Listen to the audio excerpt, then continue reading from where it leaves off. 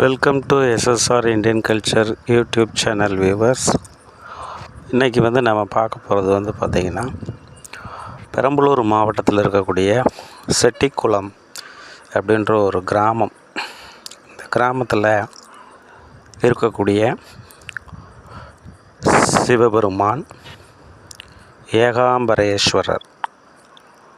காஞ்சிபுரம் தான் ஃபேமஸ்ஸு. சைவ கோயில்களில் ஏகாம்பரேஸ்வரர் அப்படின்னா காஞ்சிபுரத்தை தான் நம்ம சொல்லுவோம். ஸோ இந்த ஊரில் பார்த்திங்கன்னா ஒரு காலகட்டத்தில் ஒரே கடம்ப வனமாக இருந்திருக்கிறது. கடம்ப மரங்கள் அதிகமாக இருக்கக்கூடிய ஒரு ஏரியா தான் இந்த செட்டிக்குளம் அப்படின்னு சொல்லக்கூடியது. இது பார்த்திங்கன்னா திருச்சி டு பெரம்பலூர் போகிற வழியில் ஆலந்தூர் கேட் அப்படின்ற ஒரு பஸ் ஸ்டாப்லேருந்து மேற்கு பக்கமாக ஒரு 8-7 கிலோமீட்டர் போனீங்கன்னா இந்த ஏகாம்பரேஸ்வரர் கோயில் செட்டிக்குளம் அப்படின்ற ஒரு கிராமத்தில் இருக்குது. ஸோ இதில் பார்த்திங்கன்னா முன்னொரு காலத்தில் வியாபாரி ஒருவர் பொருட்களை எல்லாம் விற்பனை செய்து கொண்டு ஊர் ஊராக வியாபாரம் செய்து வந்திருக்கிறார். ஒரு நாள் இருட்டத் தொடங்கியதும் கடம்ப வனமாக இருந்த பகுதியிலேயே இரவு முழுவதும் கழித்து விடுவது அல்லது தங்கி விடுவது என தீர்மானம் செய்கிறாரு. அன்று இரவு என்ன பண்ணுறாரு, அங்கேயே படுத்து தூங்கிடுறாரு. அப்போது பார்த்திங்கன்னா ஏதோ ஒரு சத்தம் கேட்குது, கூர்ந்து கேட்குறாரு. ஸோ அந்த இடத்துல பார்த்திங்கன்னா ஒரு தீப்பிழம்பு சிவலிங்கமாக தெரிகிறது. சுற்றிலும் பார்த்திங்கன்னா யாரோ பூஜை செய்வது போல் உணர்கிறார். சப்தம் அந்த இடத்தை நோக்கி போகிறாரு. அங்கே சிவலிங்கம் மேனிக்கு முனிவர் பெருமக்கள்லாம் சுற்றிலும் அமர்ந்து பூஜை செய்து கொண்டிருந்தனர்.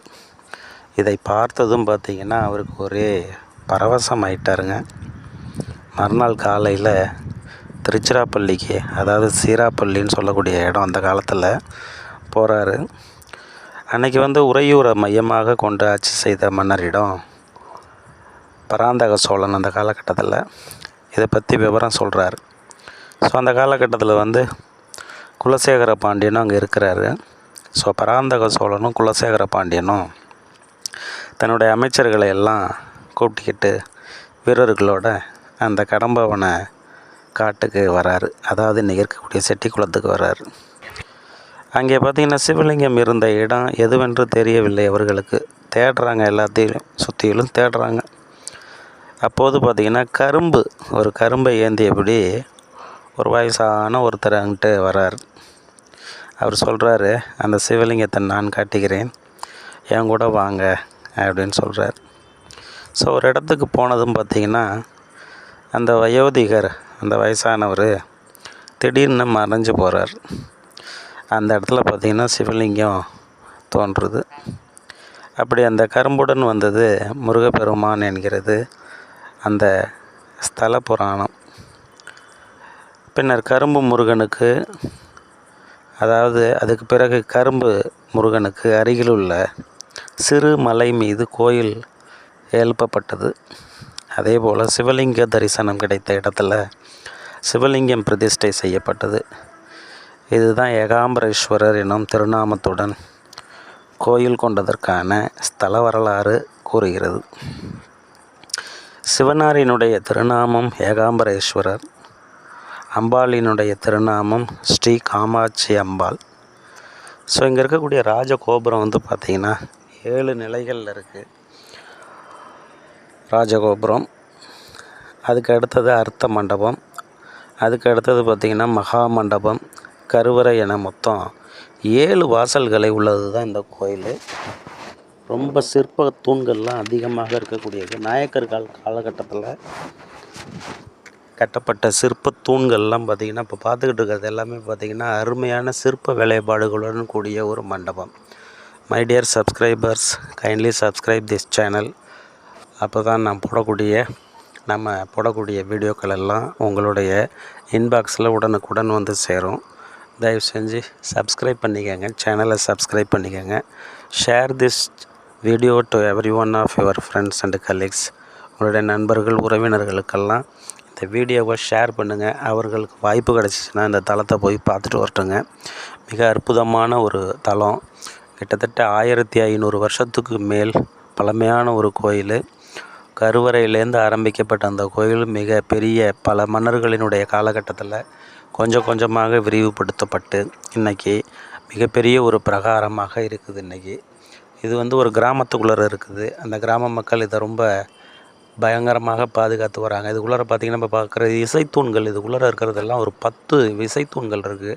மேல் பக்கத்தில் பார்த்திங்கன்னா ஓவியங்கள், அருமையான ஓவியங்கள்லாம் தீட்டியிருக்கிறாங்க. ரொம்ப பழமையான ஓவியங்கள். சில இடங்களில் சிதிலம் அடைந்திருக்குது. நீங்கள் பார்த்துக்கிட்டு இருக்க இடத்துல நல்ல very good drawing which drawn on the roof of the ceiling of that மண்டபம். So you can able to see that the music pillars. நீங்கள் அதை வந்து தட்டி பார்த்தீங்கன்னா அதுலேருந்து வர மியூசிக் 10 தூண்லேயும் 10 விதமான ஒளிகளை உண்டாக்கக்கூடிய இசைத்தூண்கள்லாம் அங்கே அதிகமாக இருக்குது. ஸோ 7 வாசல்களை கடந்து ஏகாம்பரேஸ்வரரை வந்து தரிசனம் செய்யலாம். 7 ஜென்ம பாவமும் விலகும் என்கிறார்கள் இந்த ஊர் மக்கள். ஸோ செல்வம் வழங்கக்கூடிய குபேரனுக்கு தனி சன்னதி இங்கே இருக்குதுங்க. 12 ராசிக்காரர்கள் வழிபட மீன் வாகனத்தில் 12 குபேரன் சிலைகள் வடிவமைக்கப்பட்டுள்ளது. குபேரனுக்கு உகந்த பச்சை வஸ்திரமும் பச்சை குங்குமமும் சாத்தி நிவேதனம் செய்து வழிபட்டால் யோகம் பெருகி தொழிலில் விருத்தி ஏற்படும் என்று நம்பப்படுகிறது. செல்வ செழிப்பு மிகுந்த வாழ்க்கை அமையும் என்பது ஐதீகமாக பார்க்கப்படுகிறது.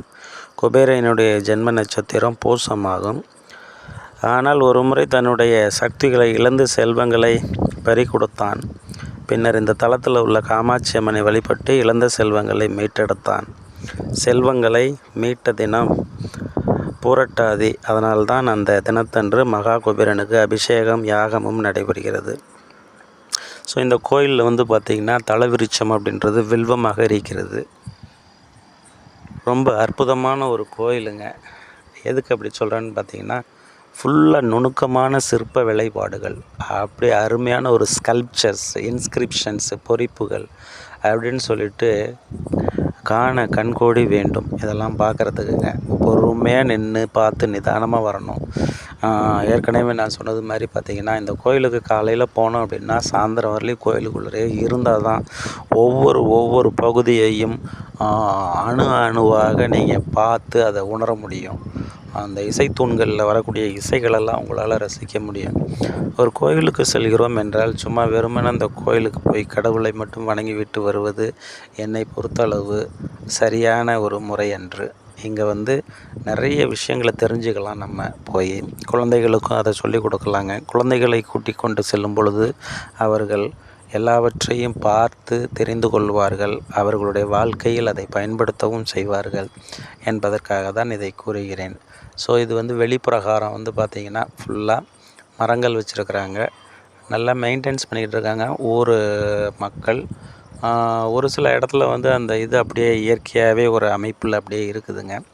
My tears viewers, kindly subscribe this channel. Thank you for watching this video. Kindly share this channel.